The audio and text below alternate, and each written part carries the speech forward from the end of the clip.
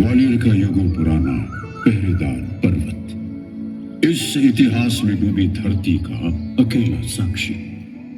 मैंने क्या क्या नहीं देखा, मानव और मानवता की महत्वाकांक्षाओं की गगनचुंबी ऊंचाइयां और उसी मानव के पतन की अतल गहराइयां। मेरी आंखों के सामने ही युग बीते, राजा, रंक, वीर, योद्धा और मुक्त कंठ कवि जीवित इतिहास की पटकथा लिखते गुजर गए और अपनी अपनी भूमिकाएं अदा करते विदा हो गए। आज इस महान इतिहास के पन्नों में से एक कहानी मैं आपको सुनाता हूं। कहानी ऐसी है कि सरदार सूरज सेन जब कोढ़ के रोग से पीड़ित थे, तब एक बार वे अपने काफिले से अलग भटक गए और प्यास से व्याकुल होकर गिर गए।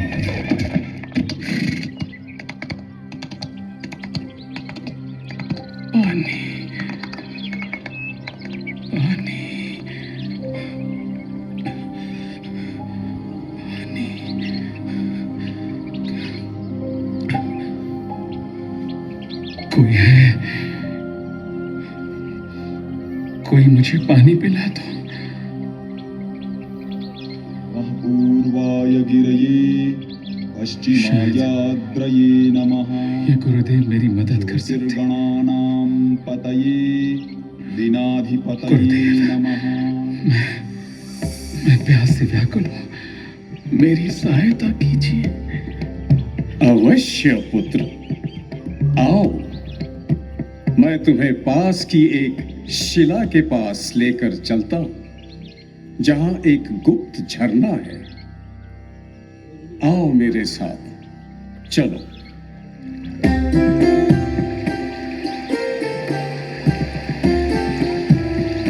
आओ पुत्र, यहां बैठो।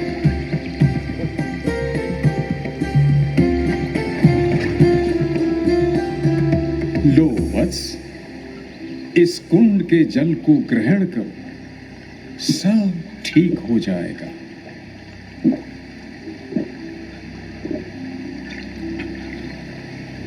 अरे, मैं तो ठीक हो रहा हूं। वाह, मेरे हाथ पैर के सारे घाव ठीक हो रहे हैं। ये तो चमत्कार हो रहा है। मेरा शरीर एकदम ठीक हो रहा है। मैं पूर्ण रूप से स्वस्थ हो रहा हूं। मैं स्वस्थ हो रहा हूं। हे गुरुदेव, आपको मेरा शत शत नमन। मैं आपका आजीवन ऋणी रहूंगा। वत्स, ये तो इस गोपाचल पर्वत का चमत्कार है। मैं तो निमित्त मात्र हूं।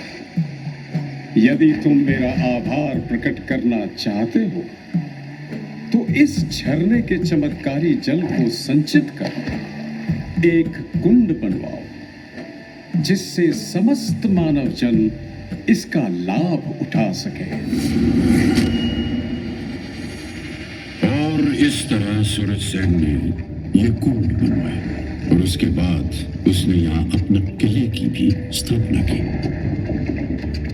यह कोई साधारण किला नहीं है। इस किले से हिंदुस्तान के भाग्य से संबंधित कई महत्वपूर्ण निर्णय हुए।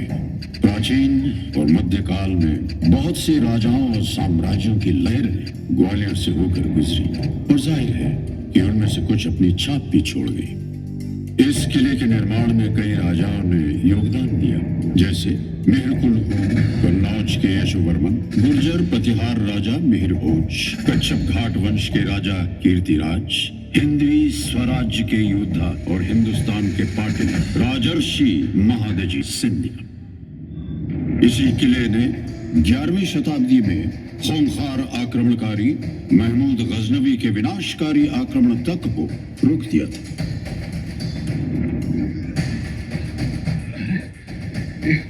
किला है या पहाड़ है?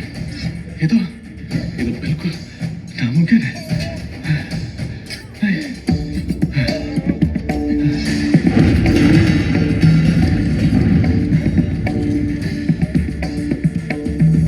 सुल्तानों के सुल्तान जिले सुभानी, हम कच्छप घाट वंश का कुछ नहीं बिगाड़ सकते। ये ग्वालियर का किला नाकाबिले तस्खीर है। संगला किला संगीन चट्टानों से घिरा हुआ है हुजूर। हमारे बेहतरीन से बेहतरीन कमांडोबाज भी इसकी दीवारों पर चढ़ने पर नाकाम रहे हैं। तुम उसके सामने अपनी शिकस्त का इकबाल करने की गुस्ताखी कर रहे हो, जिसने सारे हिंदुस्तान को तहस नहस करके रख दिया है। जाओ, कहीं न कहीं इसकी किलाबंदी में कमजोरी की दरार जरूर होगी। जाओ, पता करो और किले पर हल्ला बोल दो। महमूद गजनवी के सिपाहियों ने लाख कोशिशें की, लेकिन हर बार नाकाम रहे। 4 दिन किले के इर्द गिर्द डेरा डालने के बाद भी कुछ हासिल नहीं हुआ। झुंझलाए हुए महमूद गजनवी को पहली बार अपनी फौज को वापस लौटने का हुक्म देना पड़ा।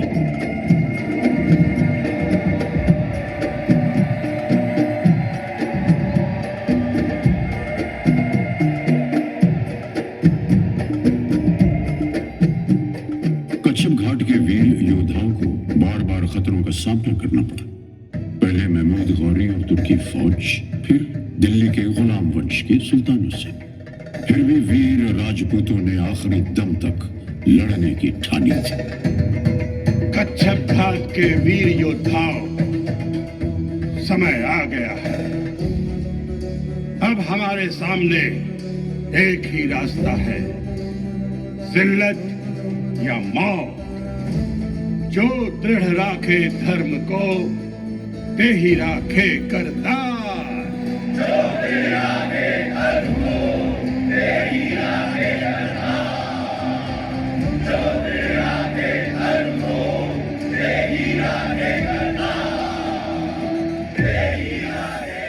स्वामी, यदि आज इस किले के भाग्य में पराजय और महारानियों के अपमान की ही संभावना है, तो हम अपने ही हाथों इस जीवन का अंतिम वाक्य लिखेंगे।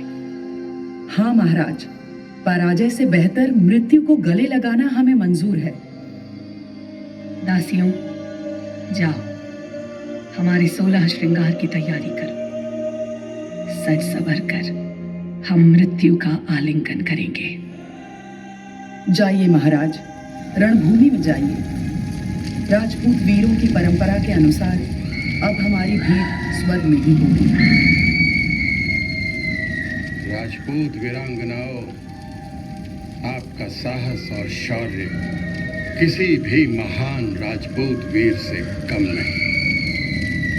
और इसी के साथ अपनी आन और परंपरा के अनुसार महाराज और उनके वीर बांकुरे केसरिया बाना पहने रणभूमि में अपनी जान की बाजी लगाने के लिए चल दिए।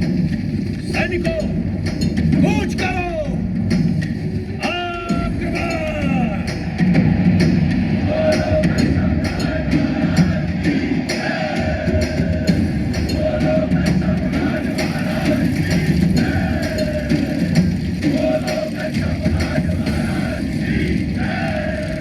दिल्ली में तख्त ताज पलटते थे तो असर ग्वालियर पर भी पड़ता था।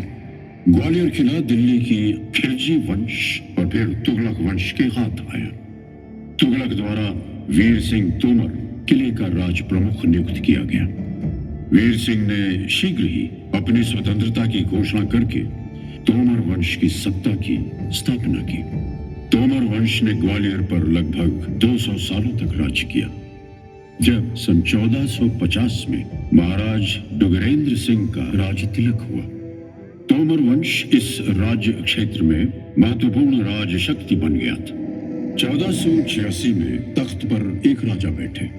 उनमें एक महान शासक के सभी गुण थे। महाराज दक्ष शासक थे तो निपुण राजनीतिज्ञ भी। सहनशीलता और जोड़ तोड़ की नीति में उनकी मिसाल नहीं थी। महाराज कल्पनाशील भी थे और कला के परम उपासक और संरक्षक भी। ये सब तो उनमें था ही। बड़े रंगीन मिजाज और परम प्रेमी भी थे। मान सिंह था उनका नाम। उन्होंने अपने सपनों का साकार महल बनवाया और नाम रखा मान मंदिर।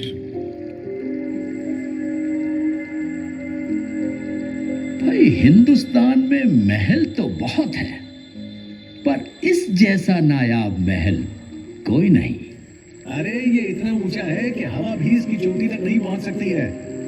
ये देखो, मंदिर का भीतरी हिस्सा कितने अद्भुत रंगों से सजा है। विश्वास नहीं होता। अरे इसमें ये खूबसूरत नक्काशी तो देखो, और जरा इन दीवारों पर लगे रंगों की चमक तो देखो।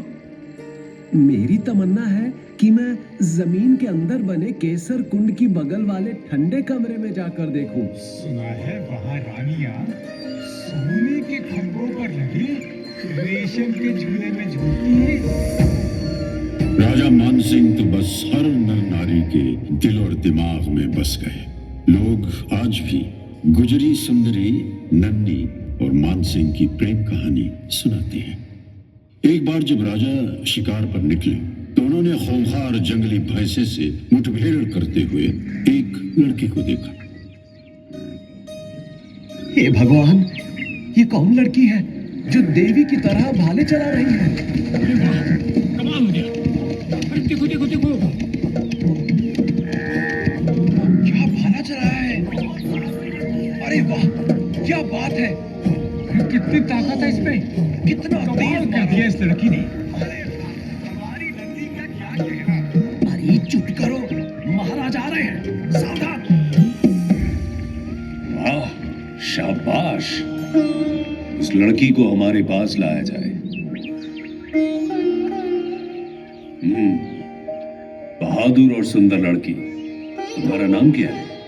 मेरा नाम नन्ही है महाराज। अरे लड़की, अदब से सिर झुका, तू महाराज से बात कर रही है।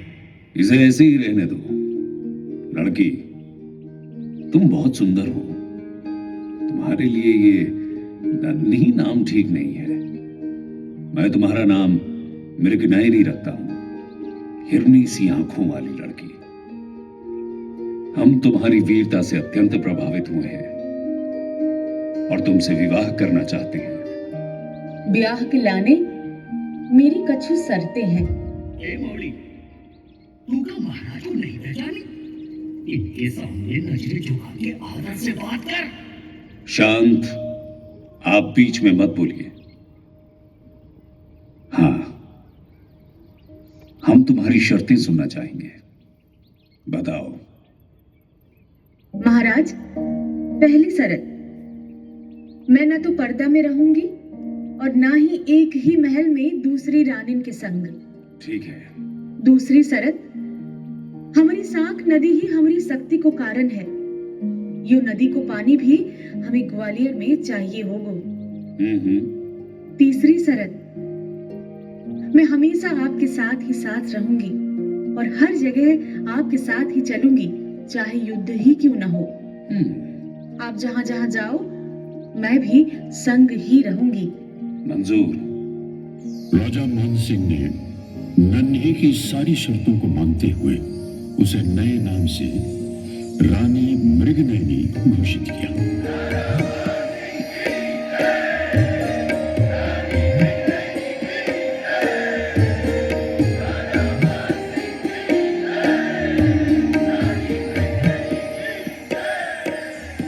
मृगनयनी ने बैजू बावरा से संगीत सीखा। दोनों संगीत के दीवाने थे। सुरों की डोरियों ने महाराज मानसिंह और सलोनी गुर्जरी को आपस में ऐसा बांधा कि बस वे बंधते ही चले गए।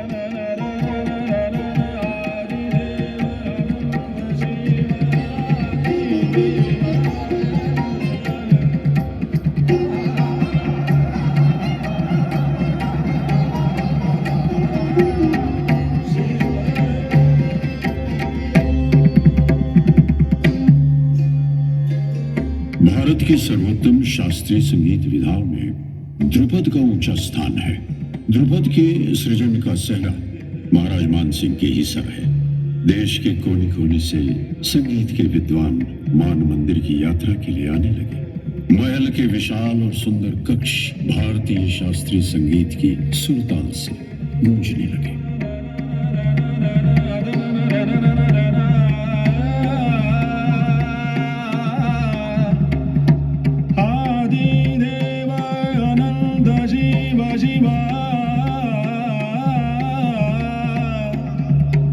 शिव सरिता का अनंत प्रवाह चलता रहता, शायद ऐसे ही, पर महाराजा मानसिंह का स्वर्गवास हो गया। उसके बाद शीघ्र ही तोमर वंश के पूरे दिन आ गए। दिल्ली के इब्राहिम लोदी ने ग्वालियर किले के गिर्द घेरा डाल दिया। इस तरह पूरे 2 वर्ष गुजरे। 2 साल बीत गए हैं। रसद भी खत्म होने की कगार पर है। एक समय यहां की आबो हवा संगीत और कला से सराबोर थी। अब ये आलम है कि तोप के गोलों की गूंज और तलवारों की खनकार में मौत के खौफ तले सब कुछ दब गया है। पता नहीं कम वक्त गोलीबारी कब बंद करेगा। कितना गुबार उठ रहा है।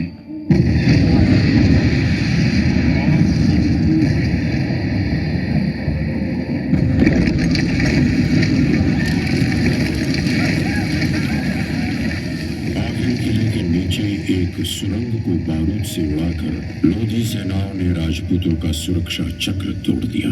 लोधी सेना किले में दाखिल हो गई।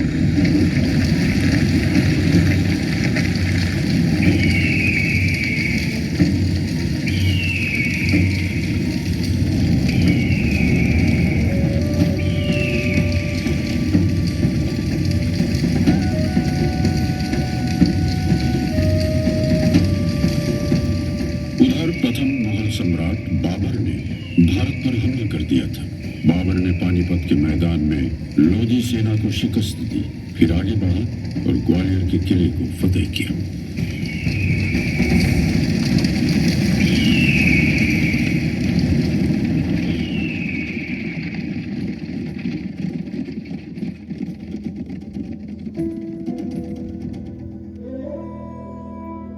कभी युद्ध के साथ शांति और खून खराबे के साथ स्थिरता के दिन भी आए, जब तलवारों की खनखनाहट और युद्धों का उन्माद संगीत की लहरों और काव्य रस की सरिता में डूब गए।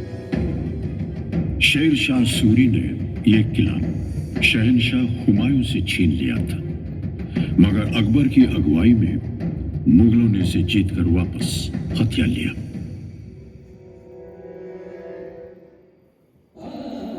मुगलिया काल में बेहट में विलक्षण प्रतिभा के एक बालक ने जन्म लिया, जिनका नाम था रामतनु पांडे, जो बाद में मियां तानसेन के नाम से प्रसिद्ध हुए।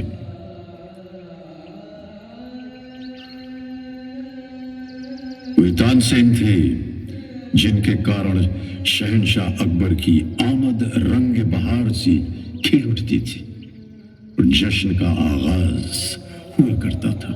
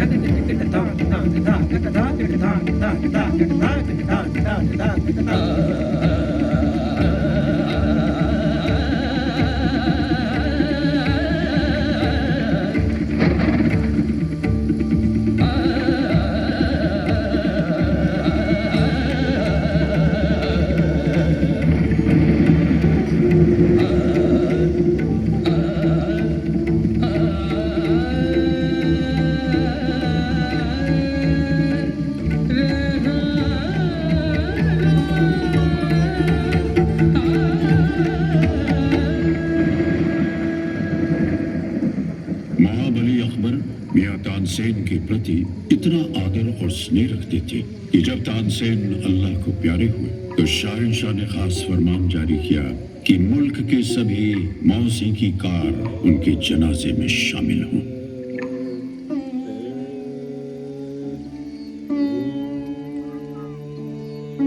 ग्वालियर जब शहंशाह अकबर की सल्तनत का हिस्सा बना, उस दौरान इस किले को एक विशाल कैद खाने के रूप में तब्दील कर दिया गया था। यहाँ से किसी का निकलना मुश्किल था। इस किले से हंसती गाती महकती जिंदगी गायब हो गई। यहाँ विद्रोहियों और राजनैतिक बंदियों को हथकड़ी और बेड़ियों में रखा जाने लगा। वक्त कैसे तेजी से गुजरता है। हमारा ये शानदार किला आज दुख दर्द की सराय बन गया है। बड़े दुख की बात है कि इसी महल के खूबसूरत सर्द खानों में कभी रानी महारानियां धूप की तपिश से बचकर आराम फरमाया करती थी। आज वही सर्द खाना फांसी खाने में तब्दील हो चुका है। न जाने कितने शाही कैदी इन अंधेरों में डूब गए हैं। नहीं नहीं, मैं नहीं पीऊंगा। रहम करो, मुझ पर जबरदस्ती मत करो। रहम करो, रहम करो, रहम करो, रहम करो। कैसे नहीं पिएगा? पियो। फ्रांसीसी यात्री बर्नियर ने अपने ग्वालियर प्रवास पर शाही कैदियों की दुर्दशा को बयान करते हुए लिखा था कि यहाँ कैदियों को पोस्त पिलाई जाती थी, जिसे अफीम की डोरियों को पानी में भिगोकर बनाया जाता था। इसके असर से कैदी का शरीर धीरे धीरे सूख जाता था। जुल्म के शिकार कैदी अपना दिमाग खो बैठते और धीरे धीरे वे मौत की गोद में सो जाते। एक कैदी ऐसा भी था जो इस किले से जीवित बच निकला। वो और कोई नहीं बल्कि सिखों के गुरु हरगोविंद सिंह जी थे। सतगुर बंदी छोड़ है, सतगुर बंदी छोड़। मल्लिका नूरजहां के कहने पर शाहजहां जहांगीर ने उनकी रिहाई का फरमान जारी किया था। अरे भाई, सुना कुछ?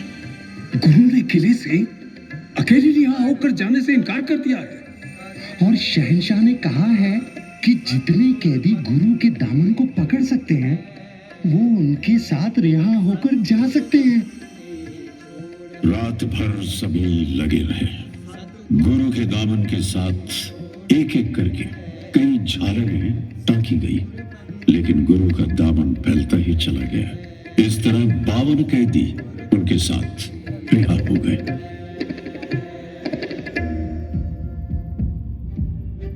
फिर कट्टर मुगल बादशाह औरंगजेब ने हिंदुस्तान भर में अपनी हुकूमत स्थापित करने की कोशिशों के तहत अनेक रियासतें जीती। मुगलिया फौज लेकर जब वो दक्कन पहुंचा तो वहां उसका मुकाबला केसरिया सिंह मराठा छत्रपति शिवाजी महाराज से हुआ, जिन्होंने हिंदवी स्वराज्य यानी आजाद भारत का झंडा बुलंद किया था। छत्रपति शिवाजी ने एक फौज बनाई थी जिसमें शूरवीर सिंधिया योद्धाओं समेत अन्य मराठा वीर जुड़े। छत्रपति के सपने को साकार करने के लिए मराठा रणवीर राणोजी सिंधिया मध्य भारत आए। उन्होंने मुगलों को हराया और उज्जैन को अपना गढ़ बनाया। महाकालेश्वर मंदिर का जीर्णोद्धार कराया। आज मुझे उज्जैन में महादेव का यह ध्वस्त महाकालेश्वर मंदिर देखकर रोना आ रहा है।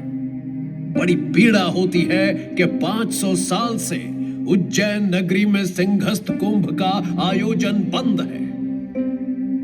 मैं मालवा का मराठा सूबेदार राणोजी सिंधिया यह आज्ञा देता हूं कि महादेव के इस मंदिर का जीर्णोद्धार होना चाहिए और उज्जैन में सिंहस्थ कुंभ फिर से शुरू किया जाएगा।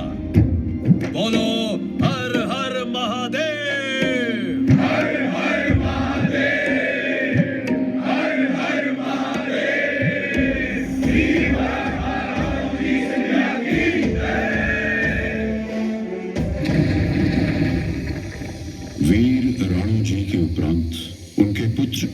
महादजी सिंधिया ने स्वराज का केसरिया झंडा लेकर 1765 में ग्वालियर, 1771 में दिल्ली और उसके बाद लाहौर और अटक तक का इलाका जीत लिया और समस्त हिंदुस्तान में सिंधिया वंश का नाग निशानी भगवा ध्वज बुलंद किया।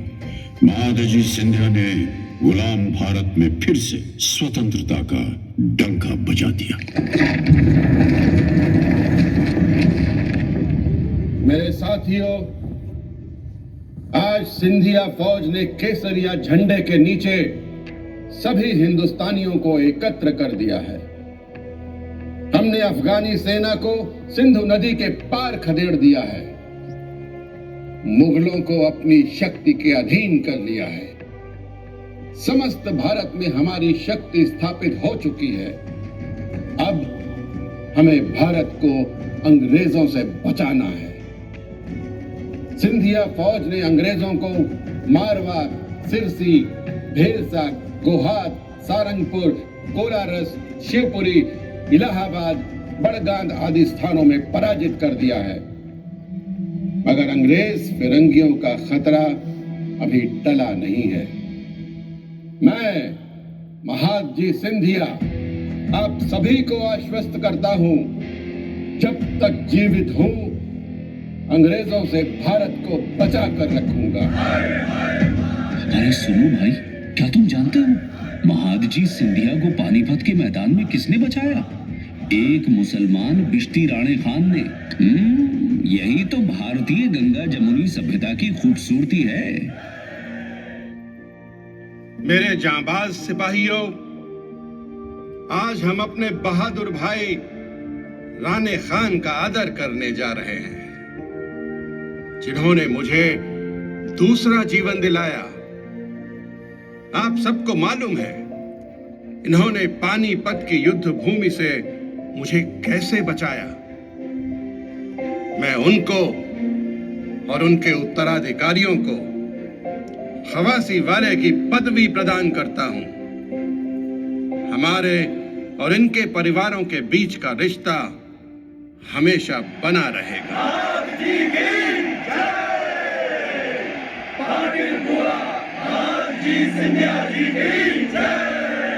महादजी सिंधिया ने उत्तर में आज के पाकिस्तान में स्थित अटक से लेकर कटक तक हिंदवी स्वराज्य स्थापित किया।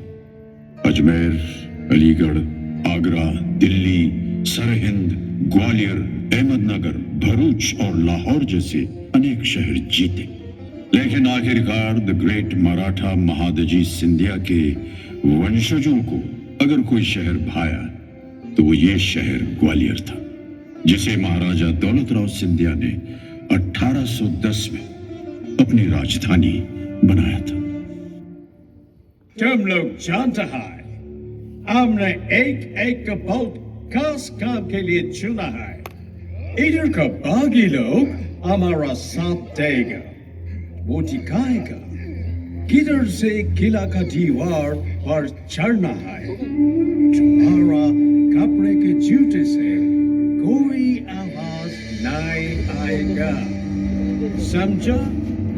ग्वालियर का किला हिंदुस्तान का चाबी है, इसको फतेह करना उतना ही जरूरी है जितना कि प्लासी की लड़ाई में हमारा जीत।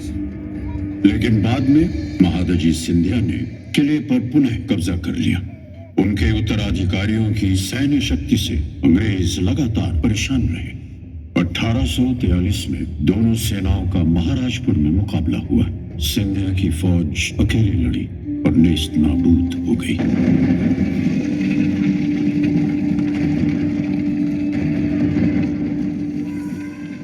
प्रगतिवादी मराठा साम्राज्य में नारी सशक्तिकरण की अद्भुत परंपरा थी, जिसमें लड़कियों को शस्त्र और शास्त्र दोनों की शिक्षा दी जाती थी।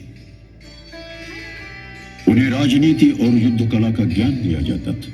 इस परंपरा का अद्भुत उदाहरण थी सिंधिया परिवार की महारानी वीरांगना बैजाबाई सिंधिया। तलवारबाजी में निपुण वे बैंकर रानी के नाम से प्रसिद्ध थी।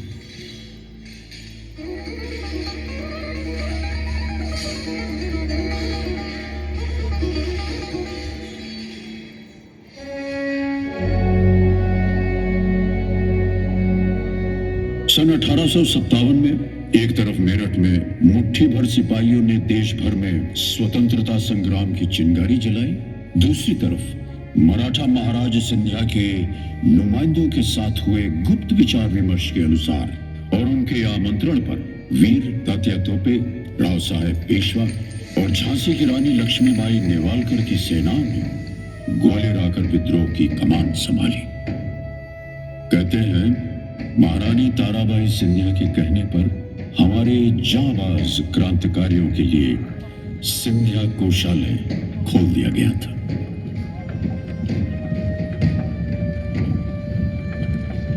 अब अंग्रेजों से खुला युद्ध करना सिंधिया, जिसे अंग्रेज अभी भी शक की निगाहों से देखते थे, उनके लिए आत्महत्या के समान था।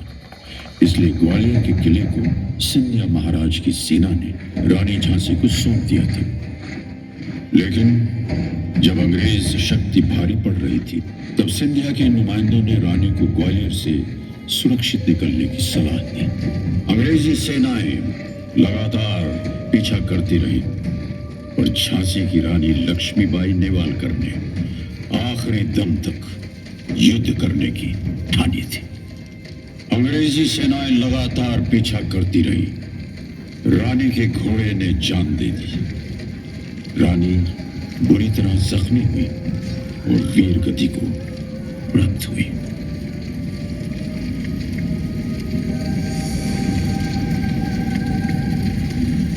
बाद के वर्षों में मराठा सिंधिया राजवंश की छत्र छाया में ग्वालियर फलता फूलता रहा। उसके बाद ग्वालियर सिंधिया रियासत में कला, संगीत कला नई ऊंचाइयों को छूने लगी। आधुनिक ग्वालियर के जन्मदाता माधवराव सिंधिया प्रथम थे, जिन्होंने ग्वालियर की प्राचीन परंपरा और हिंदवी स्वराज्य के मूल्यों को आगे बढ़ाया। उन्होंने स्कूल खोले, ग्वालियर का वाणिज्यिक और औद्योगिक विकास किया, फूलों के बाग बनवाए, जो आज भी ग्वालियर को सुशोभित करते हैं। आज ग्वालियर में कई महत्वपूर्ण विकास परियोजनाएं महाराजा माधवराव प्रथम की देन है, जैसे लाइट रेलवे, ग्वालियर चमड़ा कारखाना आदि। तो इस तरह ग्वालियर की महान यात्रा भारत की आजादी के साथ जारी रही।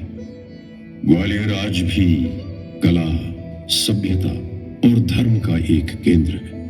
ये शहर जीवित है यहाँ बसे लोगों के कारण, यहाँ की जैव विविधता के कारण, प्रकृति के कारण और इस शहर को देखने आने वाले अनेक पर्यटकों के कारण, यानी आपके कारण। भारत के दिल में बसा ये पर्वत आपको प्रणाम करता है।